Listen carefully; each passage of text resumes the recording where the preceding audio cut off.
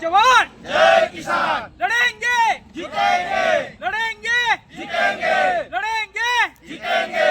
हमारी मांग આ બાગાયત નિયામક અધિકારીના શબ્દ આપણી પાસે રેકોર્ડિંગ સાથે છે. હવે અધિકારીને મેસેજ મોકલાવો કે અમે એની રાહ જોઈએ. બેન અધિકારીને મને ન્યાય સુધી કીધું છે કે અમારો પગાર તમારા ખીચામાંથી એવું કીધું કે અમારો પગાર છે તમે નથી આપતા, તો અમે એટલું જ કહીએ છીએ કે અમારા નોકર જ છે, અમારા ટેક્સના પૈસે જ એમને પગાર થાય છે. આવો શબ્દ એને વપરાતો જ નથી. અને ખેડૂતોના હકની લડાઈ છે ને અમે લડવાના છીએ. જ્યાં સુધી અધિકારી અમને જવાબ નહીં આપે ત્યાં સુધી અમે ગાંધી સિંધિયા માર્ગે આ ધરણા કરશું. જે અધિકારીની ચરબી હોય એને બોલાવો. રિપોર્ટ એમણે કર્યો છે તો એમને અમને સાંભળવા આવવું પડે. તાલાળા જિલ્લા સોમનાથ જિલ્લામાં સૌથી મોટો બાગાયતનો હોય તો તાલાળા તાલુકો છે.